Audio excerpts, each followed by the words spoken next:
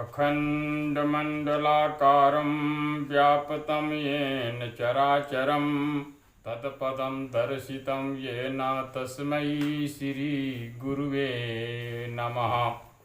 गुरुर्ब्रह्मा गुरुर्विष्णु गुरुर्देवो महेश्वरा गुरुर्साक्षात् परं ब्रह्म तस्मै श्रीगुरुवे नमः।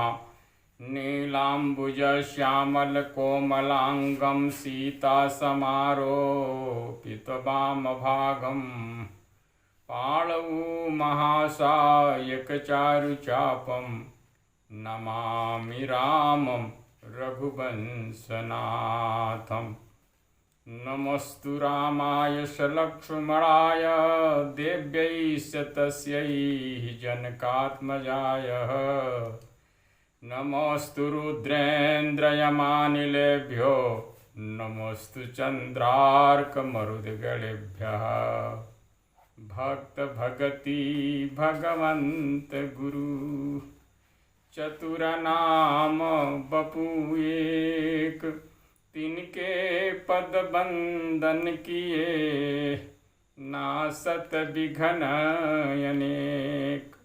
राम यमित गुण सागर थाह कि पावई कोई।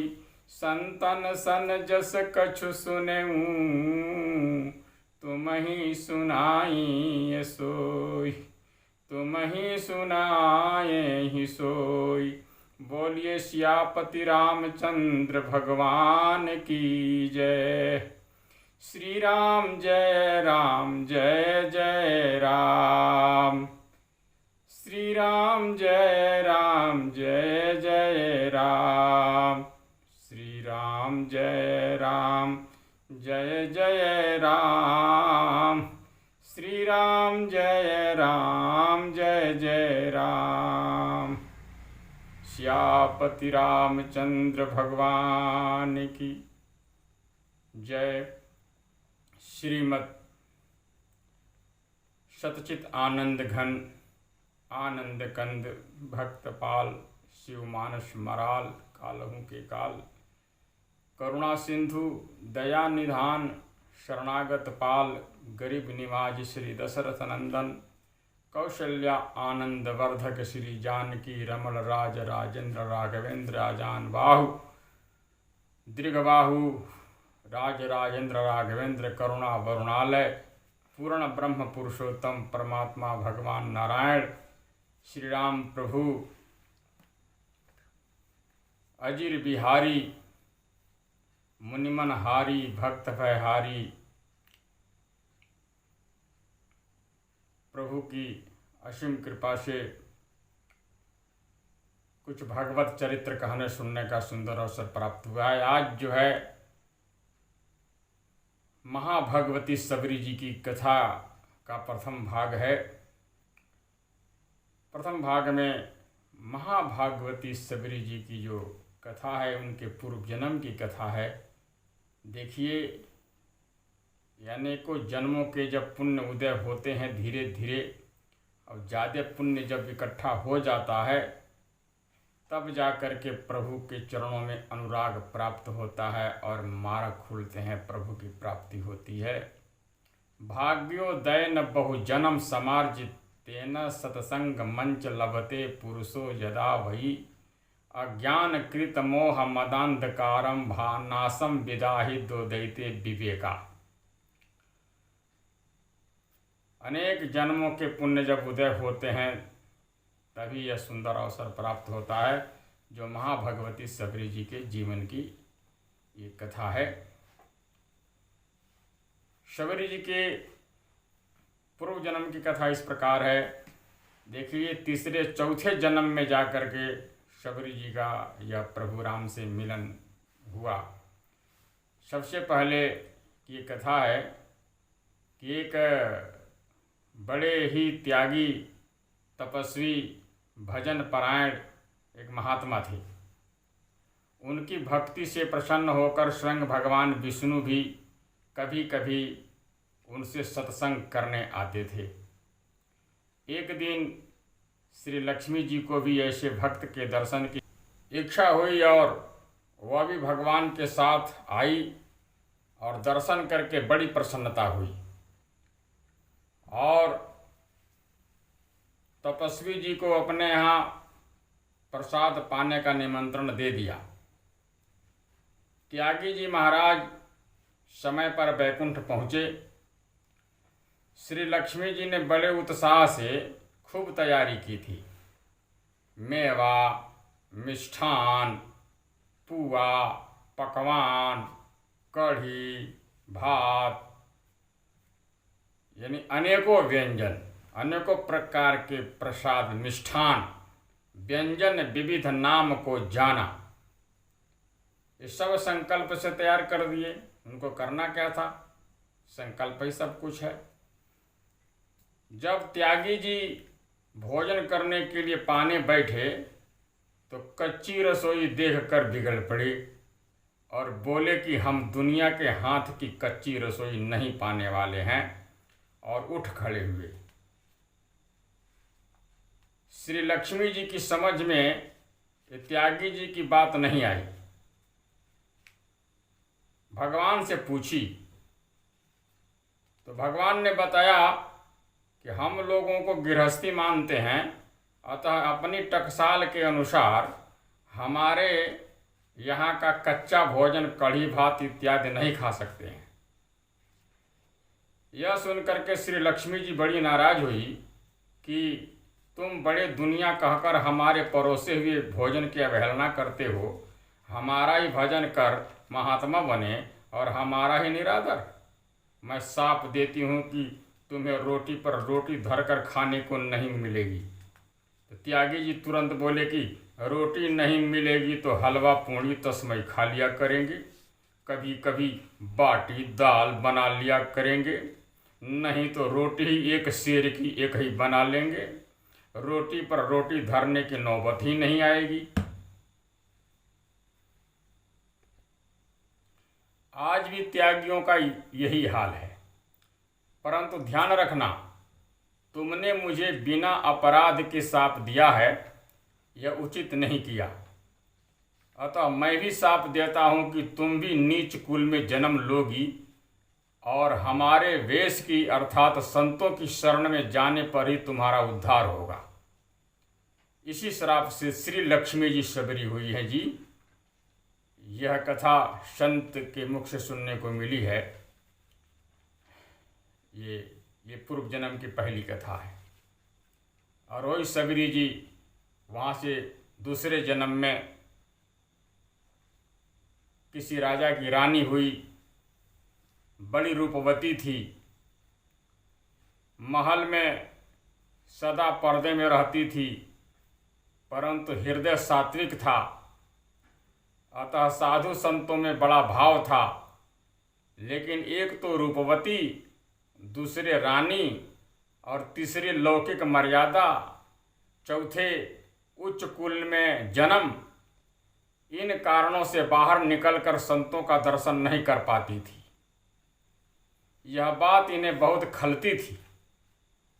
एक बार तीर्थराज प्रयाग का कुंभ पर्व आया, सोची कि वहाँ चलकर खूब जी भरकर संतों का दर्शन करूँगी, परंतु संजोग ऐसा बना कि वहाँ पर भी वही पर्दा, यहाँ तक कि श्री त्रिवेणी स्नान करते समय भी पर्दे में ही स्नान करना पड़ा। तब रानी को बड़ा दुख हुआ और अपने रूप पर, अपने रानीपने पर लौकिक बंधनों को बहुत धिक्कारते हुए श्री त्रिवेणी जी से यह नहा स्नान करते समय यह वर मांगा कि अगला जन्म मेरा नीच कुल में हो, कुरूपा हो जाऊं, जिसे संसार का कोई दृष्टि न पड़े, और भागवत के चरणों में मेरा प्रेम उत्पन्न हो, जिसे मैं प्रभु का भक्ति कर सकूं, प्रभु के चरणों में मेरा अनुराग और भक्ति हो और संतों की सेवा करने का सुंदर अवसर प्राप्त हो। तो वही रानी दूसरे जन्म में जाके सबरी हुई, ऐसा वर्णन है। कई कई जगह वर्णन है कि दूसरे जन्म के बाद तीसरा जो जन्म मिला, वो आशीर्वाद जो त्रिवेणी जी का मिला था, उसके प्रसाद में तीसरे जन्म में एक ब्राह्मण के घर में जन्म लिया, एक ब्राह्मण दंपति बनी। तीसरे जन्म की कथा इस प्रकार है कि वो ब्राह्मण दंपति वन में निवास करते हुए भजन साधन करते थे। एक बार ब्राह्मण कहीं चले गए थे। कुछ दिन बाद जब लौटे तब स्त्री से बोले कि मुझे बड़े जोर से भूख लगी है, शीघ्र ही कुछ खिलाओ। तब स्त्री ने भोजन बनाकर खिलाया।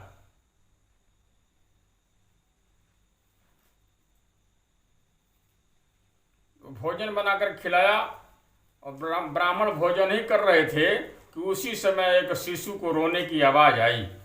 ये चौंक गए और इन्होंने पूछा कि ये बच्चा कहाँ का है। तो पत्नी ने कही कि अभी अभी तो बच्चा उत्पन्न हुआ है। तो ये सुन करके बड़े नाराज हुए कि इस अशुद्ध अवस्था में तूने हमको भोजन दिया, बताया क्यों नहीं। तो ये बोली कि आपने बताने का समय ही कहाँ दिया था, अगर आपकी आज्ञा का पालन नहीं करती तो दोष लगता, आपकी आज्ञा का पालन नहीं करती तो दोष लगता। तो वो नाराज तो थे ही पतिदेव, और उसी अवस्था में उन्होंने श्राप दे दिया कि जाओ तुम अशुद्ध अवस्था में तूने भोजन कराया, बताया नहीं तो सबरी हो जाओ, महावन में जाकर सबरी बन। तो ये राम रसिकावली एक ग्रंथ है, उसमें बड़ा सुंदर तरीके से वर्णन है, यह कथा उसमें है। और उन्होंने वहाँ पर लिखा हुआ है कि रोए उठो जब शिशु ते ही काला, मुनि पूछो यह का कर बाला, विप्र कहा आजू भयो यह मेरे,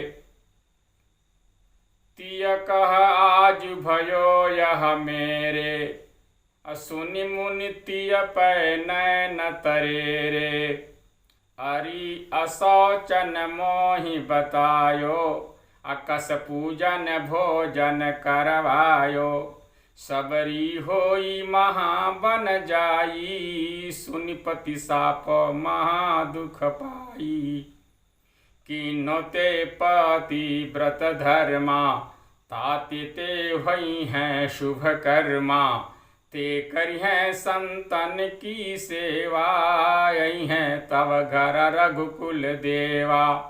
वो पत्नी श्राप को सुन करके बहुत दुखित हो गई और चरणों पर गिर पड़ी कि इसका वो कृपा करो। तब इन्होंने कहा, इनके पतिदेव ने कहा कि तूने पातिव्रत धर्म को निर्वाह किया है, इसलिए तुम्हारे अंतर हृदय से शुभ कर्म ही होंगे, कोई अशुभ कर्म नहीं होगा। और तुम उस जन्म में संतों की बहुत सेवा करोगी। उन संतों की सेवा करने का फल यह होगा कि तुम्हारे यहाँ रघुकुल भगवान श्री राम तुम्हारे यहाँ पधारेंगे और उनके दर्शन से तुम्हारी मुक्ति हो जाएगी। तो काल पाकर वही ब्राह्मणी सबरी हुई। भगवान की तरह भक्तों के भी कलभेद सब चरित हैं। सत्य समाज, ये सत्य कथा है। तो तीसरे जन्म के बाद जब चौथे जन्म में सबरी हुई तो उनके विवाह के अवसर पर एक बड़ी सुंदर कथा आती है कि शबरी के विवाह के अवसर पर उनके माता पिता ने बारातियों के स्वागत के लिए 100 जंगली जानवरों को पकड़ करके बांध रखे थे वध करने के लिए।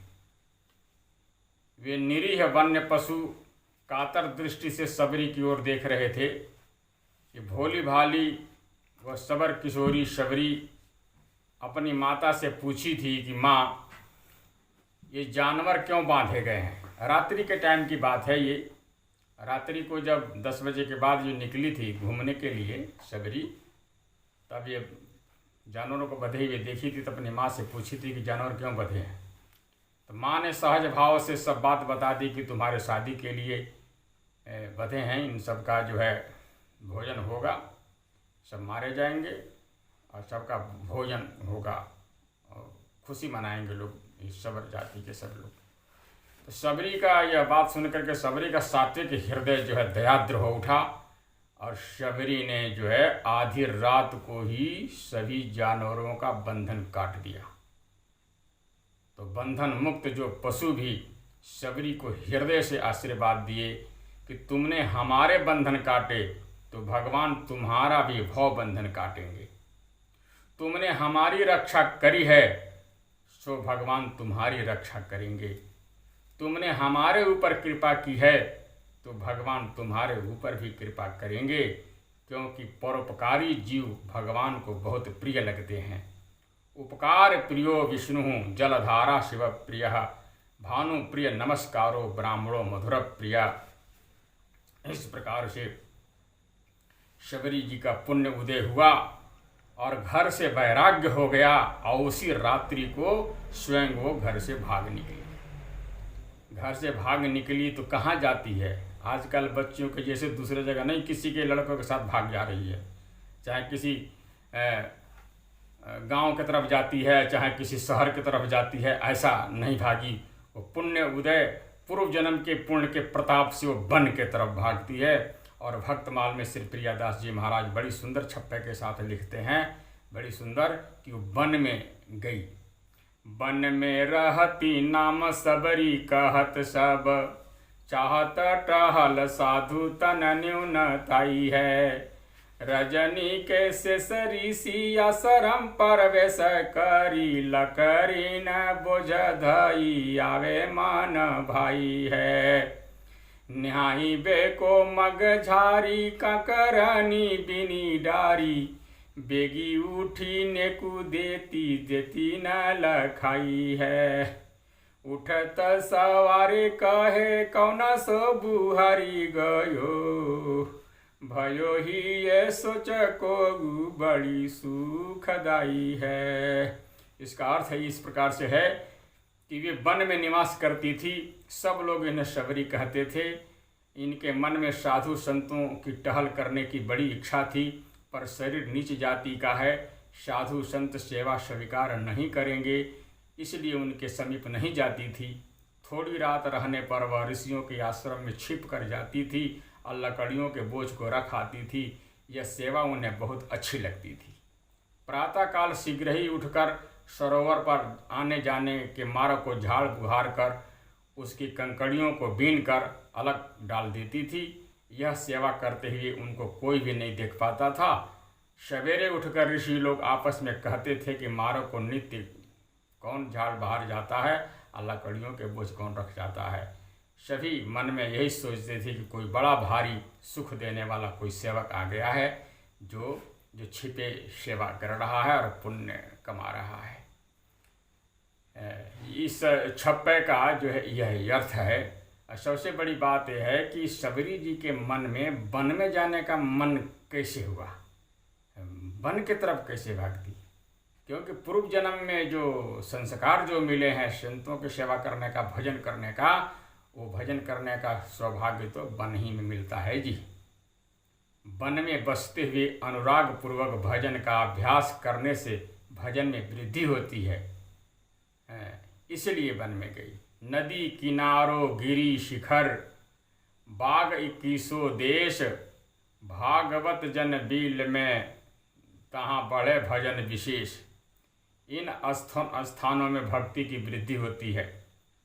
गीता जी में कहा गया है कि विविक्त देश से विस्मत्सरः गिरजनम संसद्धि, पर धन कुल अभिमान तजी, बसत जबे मन माहि, संग संग श्री हरि भजन, राम कृपा बनि जाहि। साधकों को जगत प्रपंच से दूर ही रहना चाहिए। जहाँ बहुत जनों का आना जाना होता है वहाँ भजन की हानि होती है जी। इसलिए घाट बाट चौपालपुरी, देवल हाट मसान, भगवत बसिन सराय में बाढ़े भजन निदान।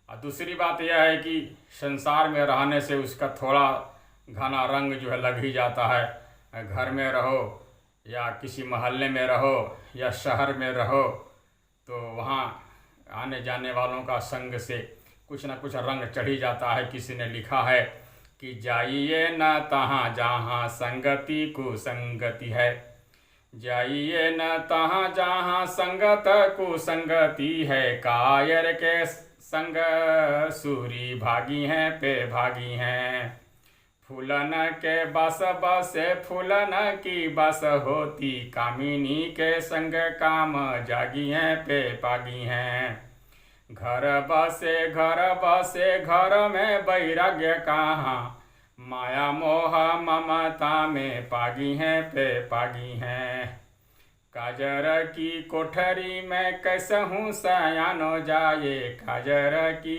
एक रेख लागी हैं पे लागी हैं। यानी संग का दोष जो है लग जाता है, इसीलिए वन में जाना चाहिए। एक बड़ा सुंदर दृष्टांत है खटके का।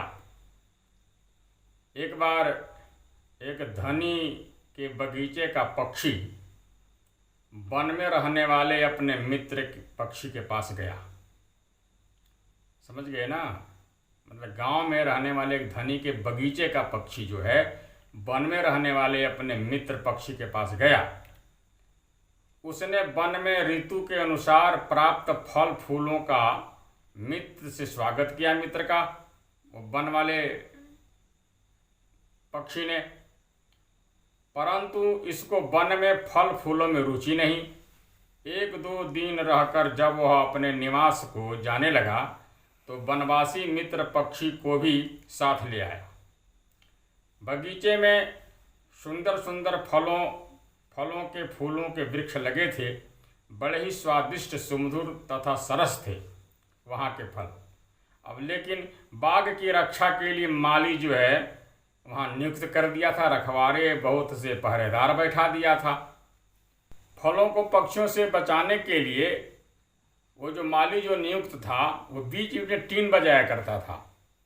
तो वनवासी पक्षी ने ज्यों ही किसी फल पर चोंच मारा त्यों ही वहाँ के माली रक्षक ने टीन खटखटा दिया। वह चौंक गया। दो चार बार यह क्रिया हुई तो वो अपने बगीचे वाले मित्र को राम राम कह करके वन को चलने लगा। तो उसने जब जाने का कारण पूछा तो इसने कहा कि यहाँ और सब तो ठीक है, परंतु खटका होता रहता है, बहुत खटका है तेरे यहाँ। अब मुझे खटका अच्छा नहीं लगता, हमारे वन में कोई खटका ही नहीं है, कोई टीन खटखटाने वाला ही नहीं है। यह कह करके वो वन वाला पक्षी जो है चला गया। यह तो है दृष्टांत। दृष्टांत में भाव यह है कि संसार में खटका बहुत है जी, भजन में बहुत से व्यवधान हैं, अतः भजन परायण लोग वन का आश्रय लेते हैं, इसीलिए सबरी वन में गई। लेकिन ये जो बंधन है कि संग का रंग चढ़ जाता है, ये तो साधारण सी बात है, लेकिन ये बात सिद्धावस्था में पड़े हुए संतों के लिए नहीं है। सिद्धावस्था में इन विधि निषेधों का बंधन नहीं रह गया है। जो सिद्धावस्था के संत हैं, जो साधु रूप हो करके और संत स्वरूप में विलीन हो चुके हैं और जीवन मुक्त हैं संसार में, वो भी रह रहे हैं, लेकिन उनके ऊपर जो है इन बंधनों का, ये काजर के कोठरी का और जो है इन सब का कोई असर नहीं होता। क्योंकि जैसे हीरा पत्थर को घिस घिस करके जब हीरा बन जाता है तो हीरा चाहे कचड़ा में रखो चाहे बाहर रखो चाहे कहीं भी रखो चमकता ही रहता है। इसलिए सिद्धावस्था के संतों के लिए ये विधि निषेधों का बंधन नहीं है। और लोगों के लिए है जो कच्चे लोग हैं, वे फंस जाते हैं, वे उनका रस लग जाता है, सिद्धावस्था के संतों को नहीं लगता। उनके लिए एक बड़ा सुंदर ग्रंथों में वर्णन है। कहते हैं कि निशिवाशर वस्तु विचारो करे सुख साच ही ये करुणा घन है, अघ निग्रह ते ग्रह धर्म कथा सुपरिग्रह साधन को गण है, कही केशव भीतर जोग जगे अति ऊपर भोगन में तन है, मन हाथ सदा जिन के तीन को बन ही घर है घर ही बन है, मन हाथ सदा जिन के तीन को बन ही घर है घर ही बन है, जे जन रूखे विषय रस और चिकने राम सने, जिनके ऊपर राम जी की कृपा है, राम स्नेह से जिनका जीवन ओतप्रोत है, जिनके रक्षा भगवान श्री राम कर रहे हैं। तुलसी ते प्रिय राम को कानन बसहि की गे। चाहे वो जंगल में बसें, चाहे घर में बसें, उनके लिए सब बराबर ही है। यथा लाभ संतोष सुख, यथा लाभ संतोष सुख, रघुबर चरण स्नेह। तुलसी जो मन खूंद सम, कानन बसहु की गेह। खूंद सम कहने का मतलब है कि घोड़ा एक ही स्थान पर खड़ा हुआ टाप चलाता रहता है, परंतु स्थान नहीं बदलता, छोड़ता नहीं। उस स्थिति को खूंद कहते हैं। इसी प्रकार सब कुछ करते हुए भी जिनका मन प्रभु के प्रेम में अचल रहता है, उनके लिए घर और वन का बंधन नहीं है। पुनः वन में रहती का भाव यह है कि जैसे कर्णफूल, कानों का कर्णफूल कानन में ही शोभा देता है, वैसे ही वैराग्यवान भक्त को कानन वन में ही शोभा पाते हैं। वो जैसा लाल पनन सौजे भरे, उघरे डांक लगाई, कर्ण फूल झूलत रहे, कानन में ही आई। इसीलिए वन की बहुत महिमा है और वन में इसीलिए गई।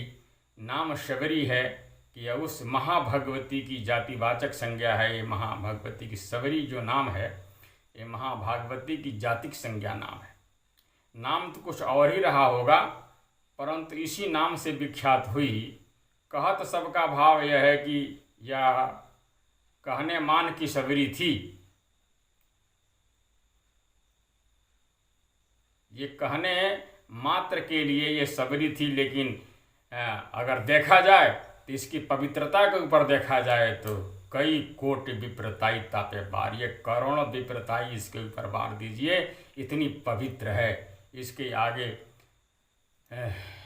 कोई भी ब्राह्मण भी इतना पवित्र नहीं है जितना इसके अंदर पवित्रता है। तो आगे की कथा हम आगे करेंगे। आज इतना ही। बोलिए भक्तवत्सल भगवान की जय।